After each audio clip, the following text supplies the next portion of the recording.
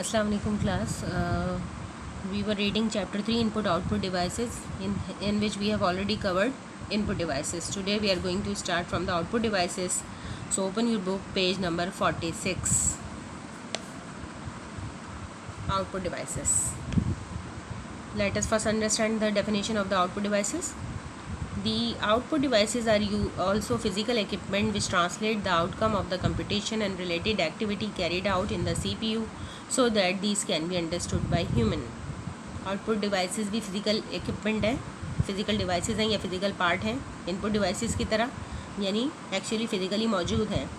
अब इनका फंक्शन क्या है, ये ट्रांसलेट करते हैं कंप्यूटेशन जो CPU ने की हुई होती है, जो एक्टिविटीज़ और कंप्यूटेशंस उसका जो रिज़ल्ट होता है वो ट्रांसलेट करते हैं और ह्यूमन अंडरस्टैंडेबल फॉर्म में शो कर देते हैं. ठीक है, जो मशीन लैंग्वेज है उसको चेंज कर देते हैं वर्ड्स में, लेटर्स में, सिंबल्स में और पिक्चर में, क्योंकि हम 0-1 तो नहीं समझ सकते ना. सारी एक्टिविटीज़, सारी की कैलकुलेशन CPU में 0-1 में बाइनरी में होती है, मशीन लैंग्वेज में होती है, और जब वो आउटपुट हमें डिस्प्ले किया जाता है, आउटपुट डिवाइसेस की हेल्प से शो किया जाता है, तो उसको कन्वर्ट कर दिया जाता है ह्यूमन अंडरस्टैंडेबल फॉर्म में. The purpose of output devices is to convert data and information expressed in electronic impulses to human understandable form such as printed report. ये वही है कि पर्पस यही है आउटपुट डिवाइसेस का कि डेटा को कन्वर्ट कर देते हैं, डेटा इन्फॉर्मेशन को ये डिवाइसेस कन्वर्ट करते हैं इलेक्ट्रॉनिक इम्पल्सेस यानी 0-1 से ह्यूमन अंडरस्टैंडेबल फॉर्म में कन्वर्ट करके डिस्प्ले करते हैं. जैसे कि अगर आपके हाथ में कंप्यूटर प्रिंटेड रिपोर्ट आएगी तो उसको हम देख के समझ सकेंगे. अब सबसे पहले आउटपुट डिवाइसेस में जो कॉमनली यूज आउटपुट डिवाइस है वो सबसे पहले मॉनिटर है. ठीक है, सेकेंड है printer. Monitor, it is also called a display screen. The monitor, however, usually refer to the entire box, whereas display screen can mean just the screen. Monitor को display screen भी कहते हैं, लेकिन display screen तो वो सिर्फ front part है ना मॉनिटर का. ठीक है, तो हम पूरे को मिलाकर मॉनिटर कहते हैं. It is device that display text and graphics generated by a computer. The basic two type of monitor are. ऐसा डिवाइस है मॉनिटर, आउटपुट डिवाइस है. काम क्या है, डिस्प्ले कर देता है स्क्रीन पे जो टेक्स्ट और ग्राफिकल फिगर्स जनरेट की जाती हैं. कंप्यूटर जो इसको आउटकम दे रहा होता है उसको स्क्रीन पे डिस्प्ले करना. टिपिकली 2 बेसिक टाइप है मॉनिटर की, CRT monitor and the flat panel display. जो ओल्ड मॉनिटर हैं वो CRT मॉनिटर है. CRT monitor, which is similar to the television screen and also works in the same way. It uses a large vacuum tube called the cathode ray tube CRT. CRT monitor TV की तरह ही होता है. ठीक है, काम भी उनका उसी तरीके से ही होता है. इसमें एक बड़ी vacuum tube, glass vacuum tube लगी हुई होती है जिसको कैथोड रे ट्यूब कहा जाता है, यानी CRT. इस CRT की वजह से ही जो मॉनिटर का साइज़ है वो इतना थिक है. ठीक है. सेकेंड टाइप है फ्लैट पैनल डिस्प्ले. अब इसमें आता है लिक्विड क्रिस्टल डिस्प्ले और LCD भी कहते हैं हम इसे, which is usually used with portable computer but now have become very popular with the desktop computer too. अब जो फ्लैट पैनल डिस्प्ले हैं या LCDs लिक्विड क्रिस्टल डिस्प्ले हैं, ये पहले शुरू में तो पोर्टेबल कंप्यूटर के साथ आए, यानी पोर्टेबल कंप्यूटर लैपटॉप के साथ आए. ठीक है, लेकिन पॉपुलर हुए क्योंकि जगह बहुत कम लेते हैं, इनका डिस्प्ले बेहतर होता है, तो इसलिए अब ये PCs के साथ भी, डेस्कटॉप कंप्यूटर के साथ भी LCD मॉनिटर यूज़ हो रहे हैं. There are many ways to classify monitor in term of color capability. All the monitor fall into 3 classes. अब मॉनिटर को जो हम क्लासीफाई करते हैं वो कई तरह से कर सकते हैं. एक तरीका क्लासीफाई करने का according to the colour capability. According to the color capability, we can divide the monitor into 3 types: monochrome, grayscale, color monitor. Monochrome, mono, one, chrome, color, one color monitor. Monochrome monitor actually display 2 color, one for the background and one for the foreground. नाम तो इसका 1 color monitor है, लेकिन ये 2 color display करता है, एक colour background का और एक कलर फोरग्राउंड का. The color can be black and white, green and black और अंबर और ब्लैक. अब कलर कॉम्बिनेशन किस तरह से अवेलेबल है मॉनिटर. मोनोक्रोम होते थे, ब्लैक एंड वाइट होता था, या ग्रीन और ब्लैक, या अंबर और ब्लैक, ज़्यादा black and white. Second type, ये सबसे ओल्ड मॉनिटर है। उसके बाद जो सेकंड टाइप आई है वो है ग्रे स्केल मॉनिटर।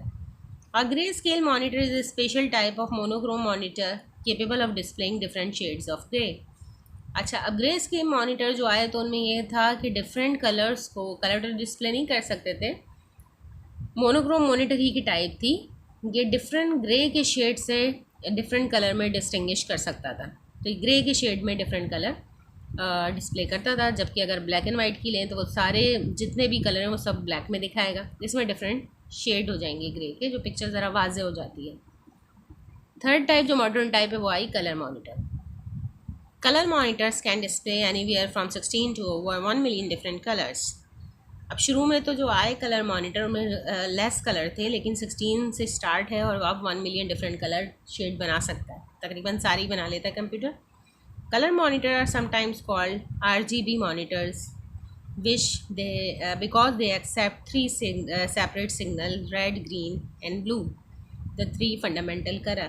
अब कलर मॉनिटर को हम RGB मॉनिटर भी कहते हैं। क्यों? क्योंकि ये तीन सेपरेट सिग्नल एक्सेप्ट करता है, रेड, ग्रीन और ब्लू, जो फंडामेंटल कलर है, और इन्हीं तीनों कलर से सारे शेड्स, तमाम कलर क्रिएट कर सकता है।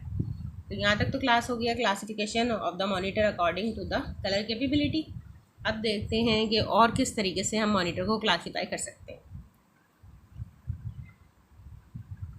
After this classification the most important aspect of a monitor is it's screen size. Screen size के हिसाब से भी हम क्लासीफाई कर सकते हैं। जैसे कि आप टेलीविज़न लेते हैं तो स्क्रीन साइज़ देख के लेते हैं, इसी तरह मॉनिटर का भी है। Like television, screen size are measured in diagonal inches, the distance from one corner to the opposite corner diagonally.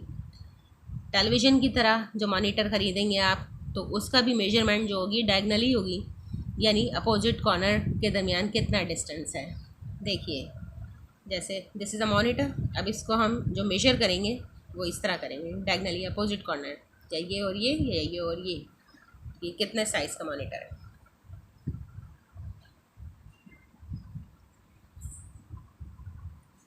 Typical size for small monitor is 14 inch, जो सबसे छोटा मिल रहा है 14 इंच मॉनिटर है। Monitors that are 16 or more inch diagonally are often called full page monitors. अब जो 16 inch हैं या उससे ज़्यादा के साइज़ के हैं उनको हम फुल पेज मॉनिटर भी कहते हैं। In addition to their size, monitor can be either portrait height greater than the width or landscape width greater than height. अच्छा, स्क्रीन साइज़ के अलावा भी मॉनिटर को क्लासीफाई हम कर सकते हैं आइदर पोर्ट्रेट में और लैंडस्केप में। अब क्या फ़र्क है पोर्ट्रेट और लैंडस्केप में? देखें, पोर्ट्रेट आपको पता है, पोर्ट्रेट जो होगी उसकी लेंथ ज़्यादा होगी, यानी हाइट ज़्यादा होगी, और विड्थ, हाइट ज़्यादा होगी और विड्थ कम होगी, इसको हम पोर्ट्रेट कहते हैं। और लैंडस्केप यानी विड्थ ज़्यादा है और हाइट कम है।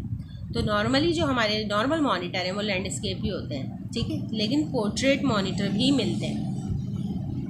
The screen size is sometimes misleading because there is always an area around the edge of the screen that can't be used।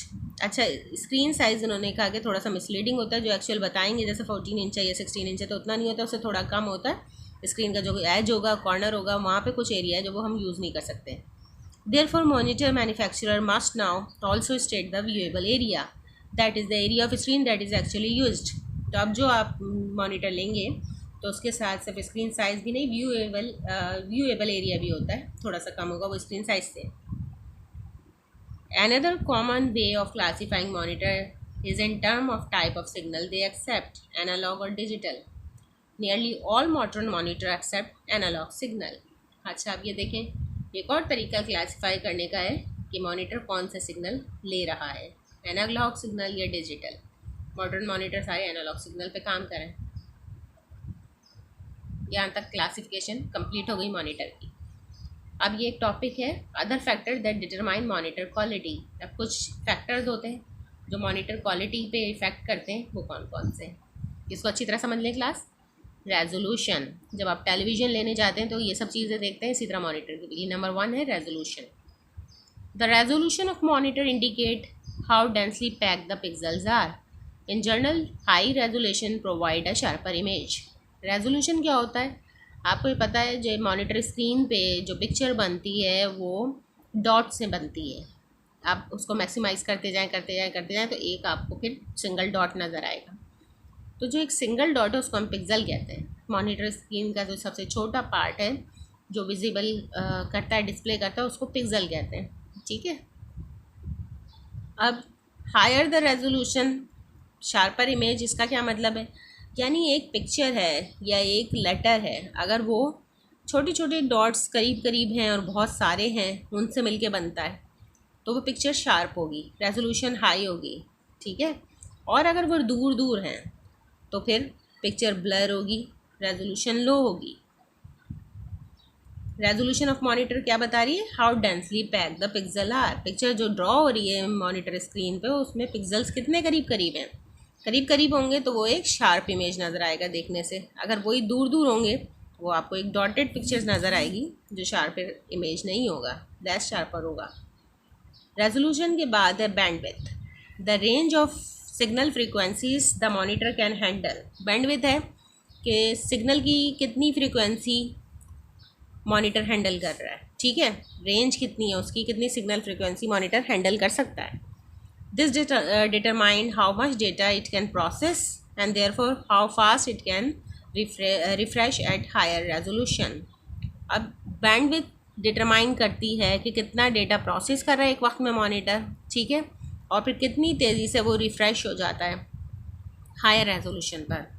Refresh का मतलब है कि एक पिक्चर ड्रॉ होती है मॉनिटर स्क्रीन पे, वो हटेगी, दूसरी पिक्चर ड्रॉ होगी, इसको रिफ़्रेश करेंगे। तो फ्रीक्वेंसी अगर तेज़ी से आ रही है और वो मॉनिटर हैंडल नहीं कर पा रहा तो पिक्चर आपकी स्मूथ नहीं होगी। मूविंग पिक्चर जो होगी, जो मॉनिटर डिस्प्ले कर रहा होगा, वो स्मूथ नहीं होगी। ठीक है। तो bandwidth also effect the picture quality. Third type है refresh rate, how many time per second the screen is refreshed या रीड्रॉ। रिफ़्रेश रेट से पता चलता है कि कितनी एक सेकंड में कितनी दफ़ा स्क्रीन रिफ़्रेश होता है। रिफ़्रेश का भी मैंने आपको बताया क्या मतलब है। एक पिक्चर ड्रॉ हुई, वो डिस्प्ले हुई, वो हटी और दूसरी पिक्चर ड्रॉ हुई, ये बहुत तेज़ी से होता है। ठीक है। तो रिफ़्रेश रेट क्या है? How many time per second the screen will refresh or redraw. To avoid flickering the refresh rate should be at least 72 hertz. अब 72 हर्ट्ज़ फ्रीक्वेंसी अगर मॉनिटर हैंडल कर सकता है तो फ्लिकरिंग अवॉइड कर सकते हैं। फ्लिकरिंग क्या होगा कि अगर जैसे लेस है इससे 72 हर्ट्ज़ से तेज़ी से नहीं पिक्चर ड्रॉ हो रही, रिफ़्रेश नहीं हो रहा, कम है उसकी रिफ़्रेश रेट, तो फ्लिकरिंग होगी। यानी आप जब देख रहे हैं एक पिक्चर को तो उसमें बीच में झटके आएंगे, रुकेगी, वो स्मूथली नहीं डिस्प्ले होगा। इसके बाद नंबर 4 पॉइंट है डॉट पिच।